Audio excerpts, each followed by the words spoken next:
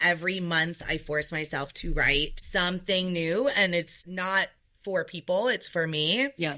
But I will put it on there and I'll link it on the on the Google Sheet. And then I will do a revision and link it. And I will put the story that I put for my critique group so that I can see what I've posted over the year. Awesome. And that's how I manage it. Hey everybody, and welcome to another You May Contribute a Verse. I'm Josh Munkin, co-host alongside my old buddy Brenna Jenneret and our podcast wizard John Seymour for an awesome conversation with another old buddy. Alicia Meyers is on the podcast today, and Brenna and I have known her since the two of us started writing for Kidlit some 5 years ago or so. Alicia is great, and as you'll soon see, this was actually in all the time that we've known each other, the first time that I've seen her face-to-face and really interacted with her live. Everything else has been remote, but enough about that. Alicia has her first book out this month as of November 2025 called the A-to-Z Teaching Toolkit for the educational market for those sensitive to and interested in educational methodology. Because she's a teacher, also, as you'll soon find out, she also has her forthcoming picture book debut releasing in early 2026 called Tic-Errific Me. For the correct spelling of that, go to the show notes. So we're going to talk all about those things, but first, a word from our sponsor, Tealmore Press. Tealmore has some cool stuff in the works, as usual, producing beautiful, gorgeous, environmentally friendly, conscious, and attractive picture books, including this recent release, Butterfly Sea. As an older sister tries to photograph butterflies, her imaginative younger sibling trails behind, full of curiosity, laughter, and play. Gentle and pastel-y and beautiful. Also check out A25 releases, When the Sea Left and Fungi Are More Than Mushrooms. Check out everything Tealmore has going on at tealmorepress.com. And now, without further ado, I am very happy to share our conversation with Alicia Meyers. Alicia, yay! I'm so excited that you're coming on the pod today. This is going to be so fun. So before we get into everything, Josh, is this the first time I've seen you in person-ish, virtual? I think so. Yep. I genuinely didn't even know you looked like that. I don't know why from your pictures. I'm not sure how to take that. No, in a good way. Pictured you as different from your pictures. I don't know why. As a Kawaka, probably. Is it That's better so funny. if you pictured me previously more ruggedly handsome like a Property Brother or like a Ryan Reynolds than I am in real life? Or is this... Absolutely. Awesome. Yes, you are Ryan Reynolds. Right. No, that's just so funny. I was like, I don't think we've ever talked anywhere but through message. Nope. Which is crazy. As long as we've known each other. Yeah, because I think on our virtual call, I don't think you were able to make it. No. Well, hi. That's right, because we've had a Good to couple see of you. Yeah. And so we're Brenda and I 5 years or whatever. Yeah, that's so crazy. Well, I'm really glad that the first time you got to see me, I was in full teddy bear makeup. Dude, I mean, the vibe is accurate, though, right? Yeah, yeah, it is. Let's start there, though, because we all, so for the listening audience, we have all been critique partners for a while now. This is, 5 years ago is how we met online for coinciding with the podcast. Yeah, a Twitter call out or whatever, call that we all answered, and we happened to be in the same critique group together. And then, Alicia, that's perfect, actually, talking about your... Well, this is your debut. Yes. Your teaching book, that's what I'm holding up. But you had a picture book deal before that. So let's talk about the lead up to that. How did that all happen? And then we can talk about how instrumental Brenna and I were in your writing journey. I mean, naturally that's the closer, right?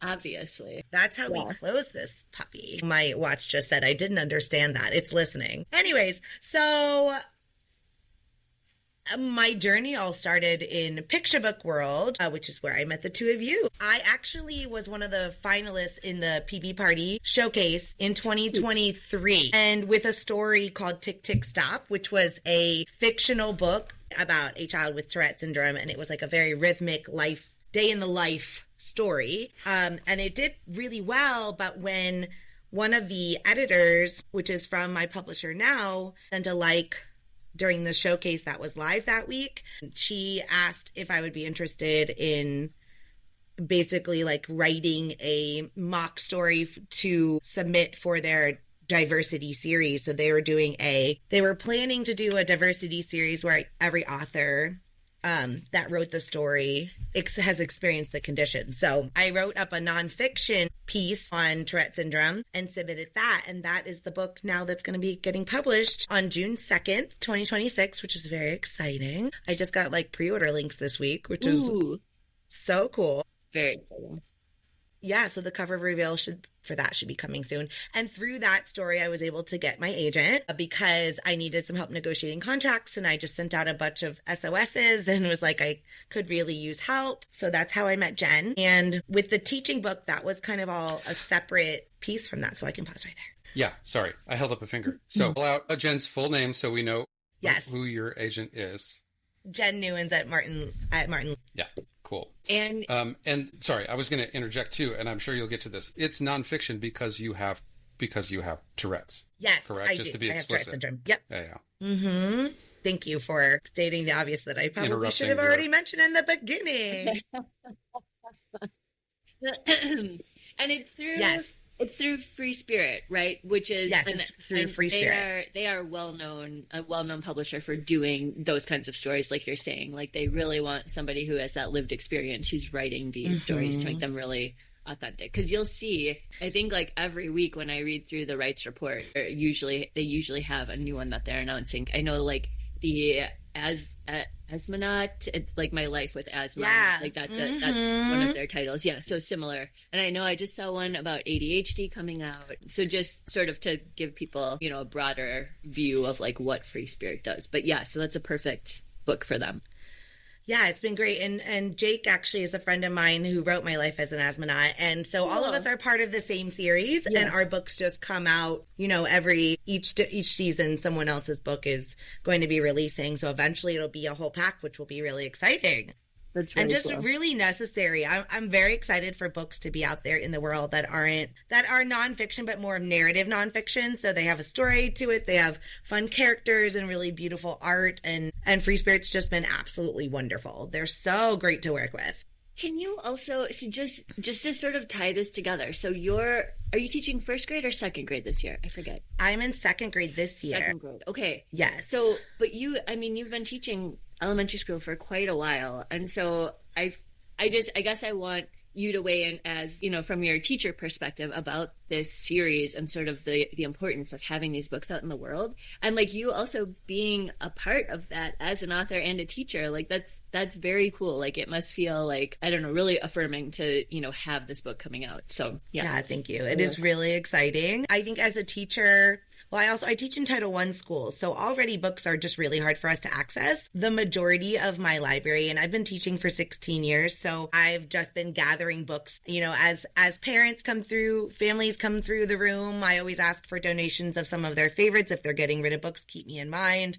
I'm always stopping at free little libraries. I'm always getting books outside of bins that are being donated. Just really anything I can get my hands on that has a wide range of diversity, of culture, of traditions, of things that my kids would be interested in, intrigued to learn. With the small space that we do have in the classroom for books, but also needing a wide range, I'm really excited for this series because there really is not a lot of books in the neurodiverse world. And if there are, it's typically on like autism or ADHD. And so as far as other conditions are concerned, like dyspraxia, dyslexia, Tourette syndrome, and many others, there's just not a lot to go to. And there are some great books out there, but they're just something about this series that's going to make everything really accessible and kind of streamline. Also, the books are like a really good size. They're like, so that'll be great. Yes, I've been teaching for a while now. And I think that over the past, I would say like 4 or 5 years really in the classroom or in the schools have we made that shift from having a disability or to celebrating neurodiversity and it being an exciting thing that we can talk about and share with the kids and like really take a platform and sit in a different position of like, I'm really proud of this and this makes me who I am and I'm special and unique because, yes, sorry, hello. Okay. Acknowledging you're in the classroom. Yes, sorry. I have a student peeking through the window trying to get in the door, and she's like grabbing it. I'm like, the subtlety. Okay, so we will never see this. You're supposed to be at lunch. Go to lunch. we will never see this because this is audio only, but the subtlety with which your teddy bear face transformed into teacher face was really incredible. Like, don't you... I know it was friendly, but still don't you dare come into this room. Also, if you end up cutting the costume part, just so everybody knows I'm in a teddy bear face because it's Halloween today. Don't just have a teddy bear face all the time. Yeah, it's like we don't April just walk or around May like or that. Whatever when this airs. Right. Yeah. Exactly. People are like, teddy bear face? I don't get it. I don't understand. Anyways. Okay, so I wanna sort of build the bridge between your teaching and your picture book coming out, and then now your teaching manual, which has already debuted, which is such a fitting debut for you because I know this from personal experience from working on stuff with you, and just because I know that you're a teacher and I know how thorough you are and how well researched you are when you write. This is such a perfect debut for you because it's so thoroughly written. It's such a good resource. It's incredible. So to shout it out, the A-to-Z Teaching Toolkit for Early Childhood and Elementary Educators. Best practices for classroom management and student engagement. But this is Alicia's Are you out of breath after reading that? Are you out of breath? I know. It's like but it's all encompassing. It really it tells you exactly, what you're getting. Yeah. And so I want to know, how the idea came to be, what the process was like, how it got from, idea to book. Cause this is huge. Yeah. This is a book out in the world for people, and it's amazing. And we'll have to go into more of the details later, but Brenna was like my sidekick on this book. Like, Brenna and I were swapping chapters for each other once a week, every Saturday. And so Brenna has been such a huge piece of this editing process and my blessing. Seriously, it was to be a part of it. It was such a great resource. You guys are good critique partners. I am a ghosting, awful critique partner. Yeah, I apologize to both of you. He's dressed as a ghost today for Halloween. I'm just kidding. You can't see my costume. You can't see you. Transparent. So this book started because, how do I explain this? This book started because I'm very close with a lot of coworkers at my school who just come and will ask advice on little things, big things. And I remember we were talking about conflict resolution and de-escalation and having some sort of script to work through when we are trying to have two students resolve a problem together, resolve a conflict, so that the teachers can kind of just stand back and watch. We're like, we need to shift our kids from needing us as a third party to being able to stand there and observe and support, but have them really do the heavy lifting. And I know there's so much out there, but we just wanted something to simplify. So I threw something together for professional development. We practiced it in person, and I was like, oh, one of my coworkers was like, you should really write this. You should really write a book about this and all the other things you share with us.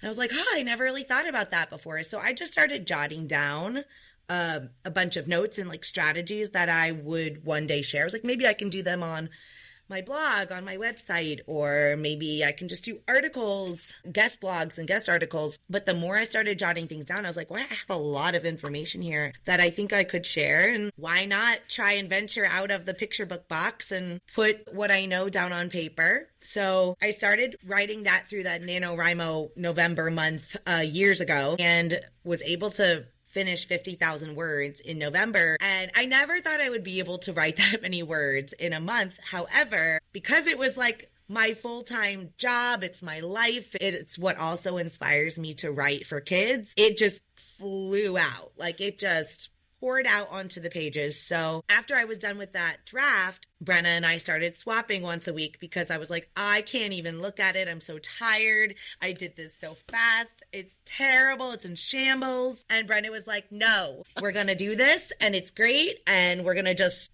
shape it up a little bit. Yeah, mix it up, trim it. What's years, though? What's years? Because this must predate or at least coincide with us working together on our critique group. No, really? Actually, I wrote it in 2023, November 2023. That was a big year for you. That was a big year. Yeah, that was a really big year. I actually only started writing in the pandemic in 2020. That's when I took a writing class, like a virtual webinar online, and started writing then. And it's worked out. It feels like it's been way longer than that. Right? Yeah. But when I talk about it, I'm like, okay, actually, that's not been that long. In life, it feels like it's been a really long time. Totally. I want to say too, like when we started trading chapters, like there was not, like, this came as a fully formed idea. Like, it wasn't just, like, notes down on paper. It was, Alicia is very thoughtful about word choice and, like, inclusivity and just, like, talking to a wider audience in a way that is applicable and doesn't make you feel like you either aren't understanding it or you don't get it, or you know, that you, like, there's no hope that you're ever gonna, like, get this concept. Like, you're really good at boiling down, like, bigger things into smaller, like, bite-sized pieces. And that's what came across to me. That's what I was, like, I was really just helping, like, with line edits and refining. And it was a fully formed idea. And I will say, because my kid was in first grade last year when we were doing this, and I had come from sort of a homeschooling background, it was especially, like, pertinent in my life. And so it was really exciting for me to read, too. So, like, anyone listening, you know, who has a kid in that space, like that elementary sort of like beginning learning space, like any educator, librarian, parent, anybody, it's such a valuable tool because you can go through it. Like, it's called the A-to-Z Toolkit, and it's really nice the way you split it up into chapters, and you can you know, skip around. Like, I want to work on de-escalation, or I want to work on, you know, neurodivergent stuff. It's really well set up that way. And I guess my question, my segue is, like, how did you decide to structure it like that? Because we talk so much about structure, you know, and it can make or break a book. So, like, how did you come up with that? Well, it began with my type A. Once upon a time. On a cold, rainy night in August. No, it began with my type A brain. I really think like that. I think very structurally. And when I'm writing drafts, when I'm writing plans, I'm drawing boxes and tables and labels, and my brain just thinks very visually. So when I was writing it, my main purpose was being able to organize things where people can do small pieces every time that they read, right? Like, teachers, our job is 100 hours a week. It is not it's not a typical 9 to 5. Like, we are working during our lunch breaks. We are working after school. We're working on weekends sometimes. Not everybody, and if we're not working, we're thinking about our kids, right? We're thinking about the classroom. So I wanted to write something for teachers that was very bite-sized. So the chapters are bite-sized, but then when you dig into the chapters, you can also go to each section. Like, if you just want to read picture books about a specific topic, you can just go there. If you want a note just for families, you can go there. If you are a parent and you would like to see how a strategy can be rolled out at home, you can go specifically to that section. So I really wanted to make it easy to digest, easy to read, something you can close and come back to at any time, pick back up. So that was my main goal and thought process. And really, it is how my brain works. My brain's like an Excel sheet, just color-coded, of course. An Excel sheet, yeah. And I've seen all that in action, like the graphs and the, just like the color coding of it, or like the breakdown of just like charts and like things you can use, like, what's it called? The anchor charts? Is that right? Yeah, anchor charts. Mm-hmm. Those were really helpful. Yeah, anyways, it's nice because it's not just a really dense textbook of like, do this, this, and this. It's like, do this, but then here's this example, and it's like really easy to digest because you can just look at it and be like, that's what she means. Okay, got it. Like, you know, you can take it and then like apply it very easily. Yeah. And also, this is just me like boosting up Brenna this entire podcast, but she also was the perfect critique partner for this piece because I'm usually talking to educators or families that I am working with specifically. And so it was really refreshing because Brenna would ask questions like, what is an anchor chart? I don't know what this is. And it would give me the opportunity to do a quick explanation or add some context into the chapter. Yeah, right. And now I'm picturing you going, A is for anchor chart. Here's Totally. I'll define it It on really the is. beats or There's whatever. like, Yeah. there's like a lot of acronyms too. Like someone who's new to like the public school system, I was like, hold on. I'm like, what does that mean? Like I could maybe infer from context clues, but there were a lot that I was like, wait a second. I'm like, what does that actually mean? So that was like, yeah, it was helpful for me too. Cause I was like, all right, this is what I can expect going forward. Or like if a teacher, says, oh, these blah blah blahs are coming out, I'll be like, oh, I know what that is. Like, okay, great. Like, so it's a very mutually beneficial trading system that we had. Yeah, it's really exciting. I just really wanted to write a piece that was practical. As a teacher, like I went through my undergrad and my master's in early childhood education, so I was constantly reading academic text on teaching and theoretical principles and psychology of children, and there weren't too many books that at the time I could dig into and just take out practical day-to-day advice and try out strategy in the classroom. Now there's a lot more out in the world. However, I loved that I could create a piece that was an actual book and not a textbook, right? Like it's a 9 by 11. It's small, it's dainty, it's something you could just throw into your bag and take with you rather than like a hardcover picture book. I mean, it's like textbook. accessible, not to draw a non-apt comparison, but it's like you're Neil deGrasse Tysoning it, where you could be reading these astrophysics academic papers, but you're breaking it down in an accessible way because that's what you do. How? Yeah. So it's published by Routledge. What conversations did you have about who's going to consume this and what tone do you take? You turn the book around super fast. I mean, if you started in late, like 2 years ago, as of this recording, there wasn't a ton of time for edits. So, how much did it change and what did that look like? Not a lot changed. I mean, once I submitted it, let me go backwards. So after I wrote it, I edited it with Brenna for about a year. So we did our weekly edits from 2023 to 2024. Now, the educational industry is just very different than picture books. The pace is very different because I sold my picture book in 2023 and it still doesn't come out until next summer. The process is just very different. It's fast. And I didn't sell it. I went back and forth with the contract, but I ended up selling it in January of this year in 2025. So it didn't even get edited until about March. Yeah, I know. It was fast. Josh is making many gestures. A head explode. If you want books in the world, really I guess different. The educational market is who you want. Yeah, it was fantastic. I mean, granted, like Brenna said, the book was done. It just needed a lot of like grammar, spelling, rephrasing. I am just a lunatic with my hyphens and I'm out of control with my hyphens. And then you're going to get caught up in Gen AI filters now. I know. That's what I'm saying. Like my hyphens are everywhere. And then ChatGPT now is known for hyphens. I'm like, great. Goodness sake. Like I just go wild with them. So that was one of the big things that needed to be changed in the book. And I also just learned a lot about how to write numbers and how to do, abbreviations correctly. And it was all those little things that I had to go back and edit. But the meat of it was there. The structure didn't change at all. It really was just copy editing, grammar, things like that. I also did a lot of revisions on the picture books that I'd chosen because I wanted them to be more current within the last few years. And then I created all of the graphics. So that is what took me almost the whole time, the first 4 or 5 months. Oh no, like the first 2 months. So I had signed in January and I had to submit the full graphics, all of the charts, all of the paperwork, and my full manuscript by March 1st.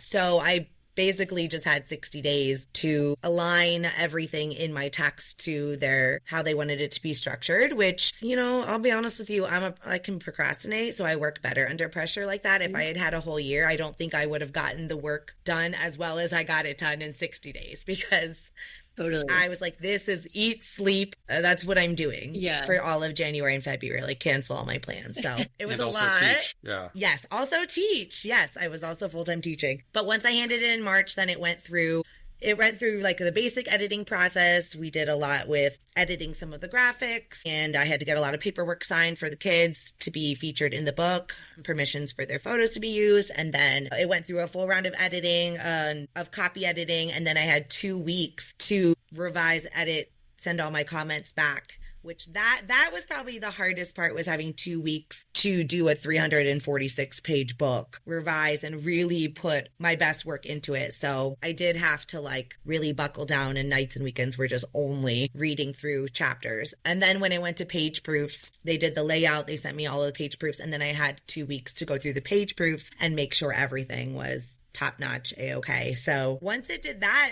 page proofs were in from June into July. So already by July, the book was done and in layout. And the team was just so fantastic. They were quick, they were efficient, they were communicative, and they just made the process really easy. That's awesome. Flying through the process. Yeah. It's so I know. wild. And then we went in August, we were talking about front cover. We went back and forth on some ideas, and they finalized the cover, and they were like, great, it's sent to production, and here's your date in 3 weeks. And I was like, say what?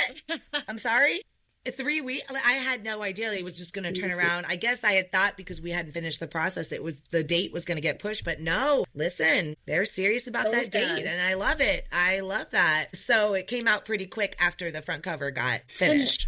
Oh, go ahead, Josh. Well, it's just like the turnaround thing. How much of it do you think is due to their refined like supply chain or production schedule, and how much is it like, if we think about it, picture book production and having to wait 3 years for your debut to come out, how much of it is due to scheduling? And just like, we just need to slot this into a certain time slot because we have a strategy for our like external facing marketing budget and how we think we're going to place this with the rest of our titles. I mean, that's got to be most of it, right? I imagine it's most of it. Yes. And also there's no illustrator. You know, I did all of the graphics. Yeah. Right. And created them and sent all Wait, can you not photos, claim author illustrator then? That's kind of no way.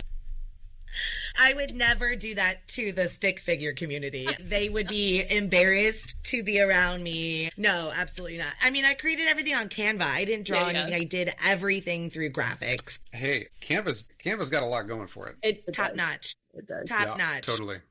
I wanna just sort of zoom in on the pitch a little bit, because I know that's a lot different than picture books too. Because you had, because the pitch was very thorough, like the submission package, right? There was a pitch, and then, I mean, remind me, because I remember it was a proposal. A proposal, thank you. So it's not the whole, like, they're not pouring over the whole book. They're getting like a snapshot of what it is, and then being like, oh yeah, like we can see how this is gonna go. Like, yeah, you know, give us that book. And then you signed before you submitted the entire thing, which is another sort of like, that's fascinating. Like, how did you, I guess. Yeah, because it's not like a full request. Yeah, is that what you're getting at? Yeah, about the proposal, I guess. Because, like, if anybody is out there thinking, like, oh, yeah, like, I actually know a lot about, you know, whatever this is, I could write an adult book about whatever topic, you know, I'm an expert in. It's really interesting to go into the other realm. So the proposal part is really interesting. And then also, like, you know, how did you find Routledge? I mean, I know the answer to this question, but I want the answer for everybody else. Asking on behalf of everyone. Yes. Yeah. How did I find that? So also, I think I believe it's Routledge. I always was saying it wrong, but I do believe it's Routledge. So I actually found them because a dear critique partner of mine, Valerie Bowling, has also published a book in the education world, and she was with Stenhouse Publishers, and she just adored her editor. I had nothing but great things to say. She knew, you know, we've been working together for years, so she knew that I was writing this beast of a book. And we talk about teaching and education all the time. And so she was like, I had told her that I was starting to put together some proposals. And so she was really supportive of like connecting me with her editor. And I was hoping to get to work with Stenhouse. However, their books are like much more niche, and my book was very broad. And so they connected me with their sister company, which is Routledge. And it ended up just going really smoothly. They took some sample chapters. They took my proposal. They sent it out to get a read on it. They sent it out to some readers to get opinions. People reviewed the sample chapters in the proposal. And then as a team, like, we moved forward from there. And it's fascinating, too, because it's so much different than the submission process for a picture book, because generally speaking, you submit, you know, a bunch of editors and sort of just wait to hear, you know, what the overall feedback is. But you connected with this publisher almost immediately, and then that was sort of it. Like, there wasn't any other, I mean, correct me if I'm wrong, but I don't think you submitted it anywhere else, really. It was like, oh, I did. I submitted it. did it to like 5 other educational publishers. Okay. But I did that all kind of simultaneously, and I didn't move forward with anyone else because they were just so lovely and easy to work, to communicate with. Yeah.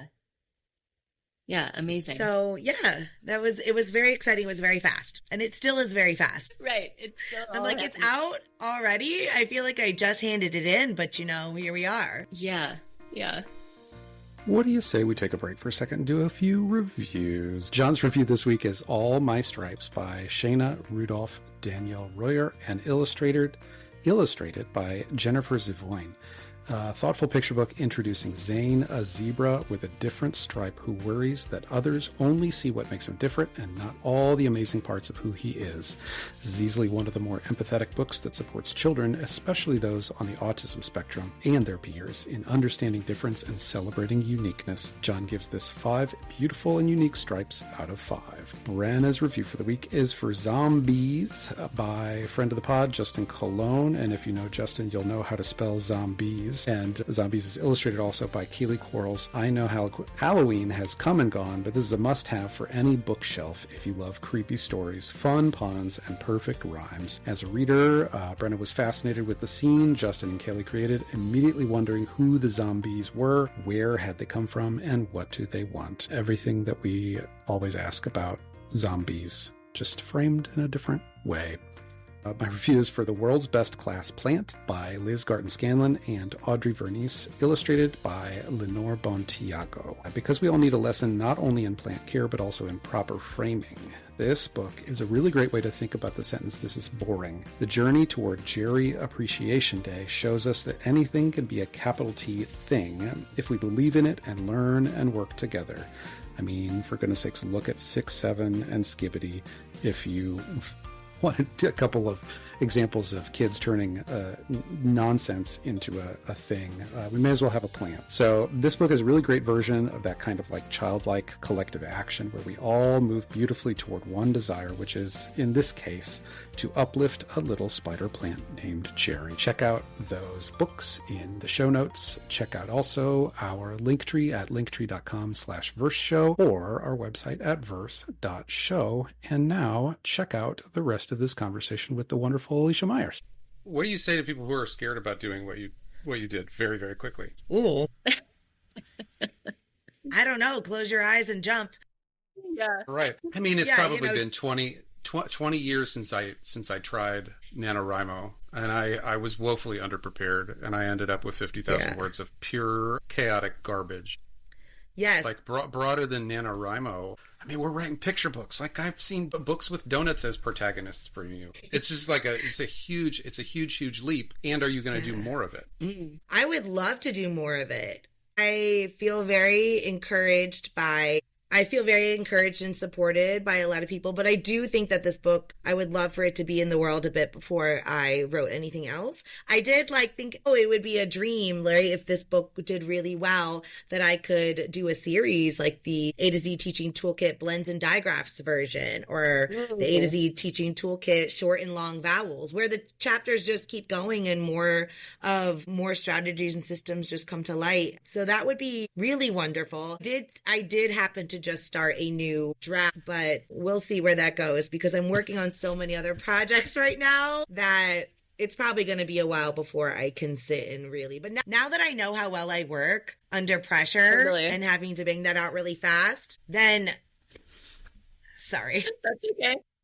Another child at my window. My kids are at lunch and recess, so they're like trying to bring their coats in here because it's not that cold outside. But got it. You're just gonna have to deal. But NaNoWriMo does start tomorrow. Just for actually, NaNoWriMo is no more. Well, but we could do our own. Yes. I mean, like we could. NaNoWriMo is in arts for the month of November. Yeah. Generally. Yeah, it is no more. There's a lot going on in the NaNoWriMo world that I support. I support us just having to write long drafts on our own. Yes. It's time. But yes, we could do our own. Guys. Starts tomorrow. Not yet. Yeah, no, I'm not ready starting for tomorrow. November. In some other month. Okay. A really cold month where we can't be outside, like February or March. And publishing shuts down, which would be, so hard to find because publishing is just rare and all the time. just going. Exactly. It's always shut down, guys. That's the joke. You could do it anytime. Yeah. Yeah. I feel like you asked me a question and I didn't answer it, but I don't remember what it was. Nope, I don't either. Josh was asking if you wanted to do more of it, but you did answer that. You would like to do more. Okay, fantastic. You forgot your answer. Yeah, it happens. So I've seen. I mean, let's go back to us being critique partners. Not that we're closing this out, but there's like a through line here. We've seen a lot of each other's work, and I've seen a lot of like your early stuff. How did you approach writing when we were all just starting out working together, and how has that changed? Oh gosh.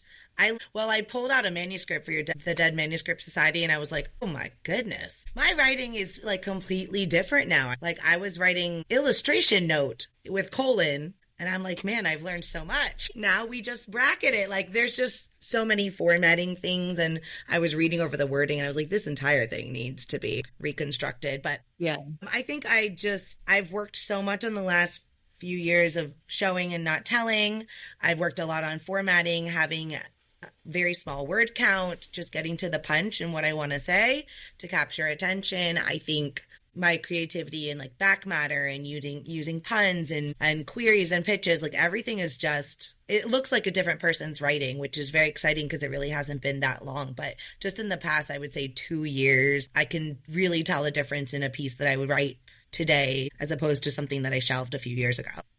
So on that note, this is interesting because I've been thinking about this a lot with my own writing, because I recently, you guys both know this, but several months ago, my agent was like, look, this is what I think we should do. Like these are your strongest pieces. I think what we need to do is pull them, take out the illustration notes in favor of really really making the text more powerful and like carry the story, like really double down on the text as opposed to leaning on illustration notes so much.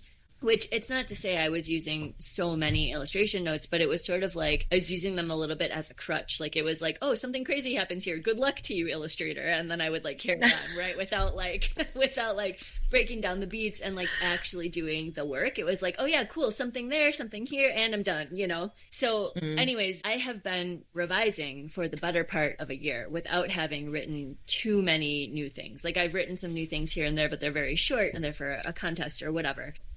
My question is, you know, how do you feel about, like, what's that line for you in terms of, like, going back to revise stuff from, you know, a couple of years ago that you're like, oh, this idea is really good and I could really, like, polish it up now? Because that's really tempting, you know, to sort of keep with the same story, which I am guilty of doing. I have one in particular that I just, like, cannot let go of. So, you know, like, pouring time into that versus writing something new. Like, how do you sort of like delegate your time or prioritize? Yeah, well, so I did 12 by 12 for a few years, and that was one of the best things to happen for me in my brain of like the tasks that I need to be doing every month. And so, like I said, my mind is an Excel sheet, but I did make an actual Excel sheet from 12 by 12 where it had like all of the things you would need for the badges every month. So a new manuscript, a revision of a manuscript. I ended up adding so many things on there, like reviewing one book on Goodreads,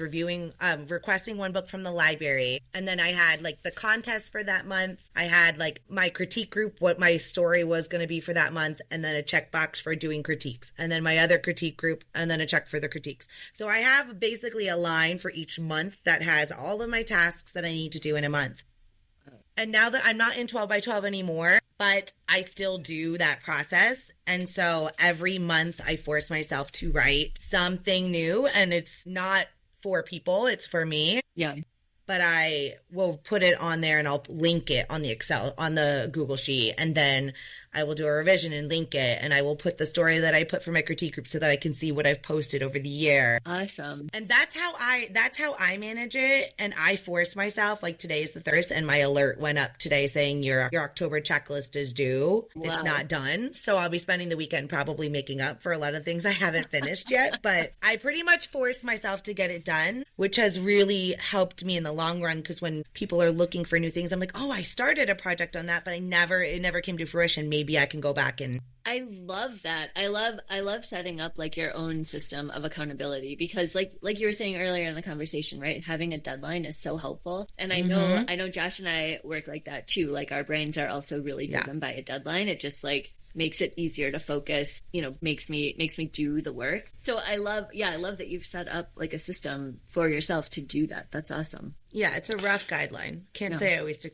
I just finished I think I had one piece missing from my August list, and I like checked it off 2 days ago. But I finished September. So I'm like, I will go back and make sure that I put it in there and that it gets done by the end of the year. Yeah. I mean, that's awesome. Yeah. And that's for you, right? Yeah. Nobody else holding you accountable to that. You mean to tell me, though, that treating this as work that you're committed to is the way to get things done and to change your behavior? How dare you? Shocker. Wild. Being loosey-goosey about every single approach to... Yeah, I mean, and it's great. Sorry, go ahead. Yeah. Well, commitment is the way to get things done. Yeah, fully acknowledged. And the more rigor you can put around that without breaking your brain, I guess, the better. Overwhelming yourself. I do think if I take too much time off, I am drowning because there's so many tasks. So over the summer when I'm not teaching and I like want to just check out, I had to force myself to go to a coffee shop in the mornings from like 9 to 11 and get things done so that I was staying on track, because the last summer when I got back and I was like, I don't need to write. Yes, I do. Yes, you do. Yeah, yes, right. I mean, you do. If this is a path that you want to be committed to and actually have success in, then yes. Because, there's that famous, like, I think Julie Hedlund says this often, like, the only way that you're going to ensure failure is if you just don't do it, like if you stop writing. But there is a little bit of a caveat to that. Like, yes, you have to keep writing, but you also need to keep writing consistently. Otherwise, you're not going to learn from what you're doing. If you leave it for, too long, it just, there's a lot that you miss out on in terms of growth of your writing, and even in terms of like looking at other people's stuff. Like reading your stuff over the years has definitely made me a better writer. Being able to critique other people's things and like, see how like tight your stuff is and like rework that into my stuff, or word choice or puns or, whatever. It just, the consistency of it, I think, is also worth, shouting out, because it does help to improve. Yeah. I think also this year has been huge in changing the way I view like writing as an author or writing as a career. It has become, I only have one book out in the world, and I have one coming, and hopefully more soon. I mean, you don't know, but I feel like this year, all of my normal writing tasks that we would have done as critique partners, like I need to read this, I need to critique this person, I need to do their chapter, I need to respond to this email for them. Those were the tasks that already overflowed our inboxes. But now I'll have this list of priorities that I need to do, and then my editor will be like, hey, I need you to do this for the back matter, and hey, I need you to fill out this marketing sheet, and this person is like, oh, I would love to feature you, I need a book trailer, and I need you to respond to these interview questions, and can I feature you on this blog? And then you have all these tasks and you're like, I need to write. I still need to write. Yeah. So for me, I am in that phase right now where I'm like, where can I find that protected time where the only thing I'm going to do is write and critique? Because otherwise I'm going to be pushing, things to the side that I need to be doing.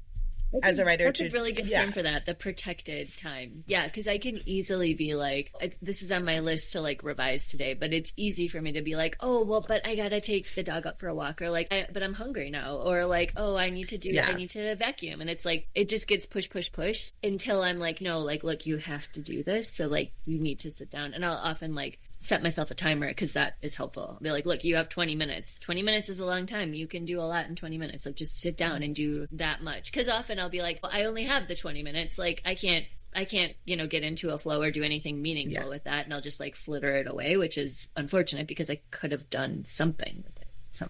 Anyway, now I'm on a tangent. I mean, my caveat also is I am not a mother. I am single. So I have a lot of time. I don't have to, worry about interruptions.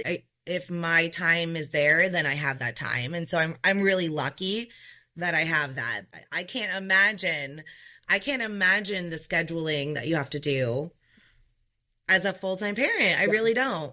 I mean, you're a teacher though, And we started off the conversation by acknowledging that teaching is an all-the-time job, and so it necessitates a degree of structure. You don't have those kids all the time, but you're always thinking about them. So you know, give yourself some credit, I guess. No, yeah. I just don't want people to hear this and say, wow, she's got all this time. Like, no, I mean, I'm lucky that I have time, but it doesn't mean that everybody can create that time and space. Like sometimes there's just not enough hours in the day.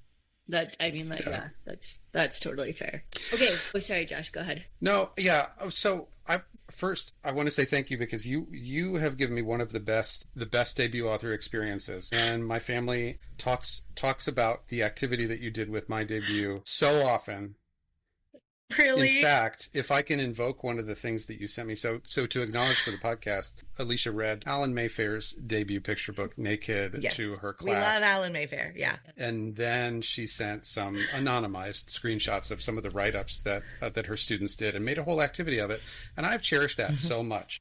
Oh, I'm so glad. And my kids and my wife and I, we talk about like, I seen his bum as like the best thing to have come out of the Naked process.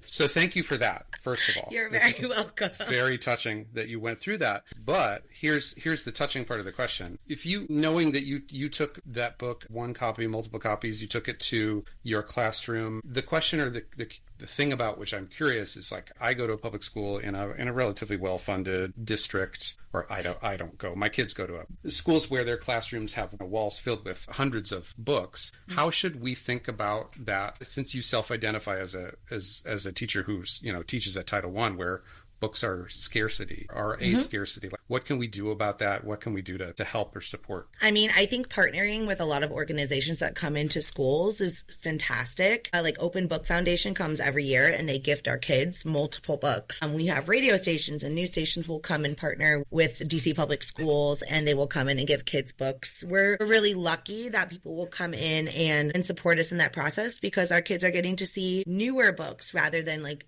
donations of older texts that, books look really different in the last 5 to 7 years. The word count's basically chopped like a third of what would be in our books from when we were kids, and the graphics are different, the quality is different, and I think it's just such a gift for our kids to be able to see a fresh new book. It's not covered in a plastic library sleeve, and it's theirs, and they can do whatever they want with it. So I definitely think partnering with foundations like that, also digital companies like Epic Books or Vooks or any of those digital companies where you can put books on and have them do animations and for kids to be able to read a text online. I think that's huge, because our kids can access through that. And then, I mean, I honestly don't know much more than that, just because I'm on the author side. I'm not really sure how you can get books without having to pay out of pocket, and not everyone can afford to bring, a book for every child to the school. I would love to hear advice from other authors on what they would recommend coming into schools, because I will say many times when we have author visits, pre-orders just don't happen. Their parents aren't ordering the book all the time. Yeah. They're just here for the experience, and the kids are super, super excited to read the book and end up being obsessed with it. But there's not a lot of orders from bookstores for the book after the visit. So, I mean, it really just depends. But we've been really, really lucky that a lot of companies have come and partnered with authors in DC. They bring them into the school, and they bring a set of books for all the kids. Oh, that's amazing. We've just been really lucky to have that. Right. Yeah. That's amazing. So I know that you have like a finite amount of time. So first of all, thank you for coming on. But I want to make sure we have time for the Dead Manuscript, because I don't want to skip over that. So if you want to read it, I am so excited. It's the perfect day because it's Halloween, right? So amazing. Yeah. Yeah, the very, very dead manuscript. The deadest Society. Of the dead. The deadest of the dead. This book began because when I was teaching first grade, my students have to be able to put finger spaces in between each of their words. Like, they need a space between words. And it is, in second grade, I'm still going, erase it, do it again. I can't fit my finger. Can you fit your finger? Do you have space for your pencil? You have to put separation between each word so that when someone is reading your text, they're not misunderstanding, that they're able to clearly read fluently. And so this book started inspired by that. So it started titled Gap Needs Space, and it was like Gap was a character that just needed space to fit in between the letters. Oh, amazing. But then I got a critique done years ago, and it was just, they tore it apart. And we're like, it needs structure, it needs a plot, it needs more. And I was like, yeah, I mean, this book was like 2021, so. Yeah. So I think it needs to be started from the beginning. So now it's called Sergeant Gap and the Letterettes. And it's like, yes, I've read this. Yes, you have read it, because when I dug back into it this week, your guys' comments were all down the side, and I haven't edited it since then. So amazing. No, I remember this one. Okay, yeah. Yeah. So I might just read a little bit because I feel like I changed the plot. Yeah, you can read, a snippet or whatever you okay, I'll read we'll see.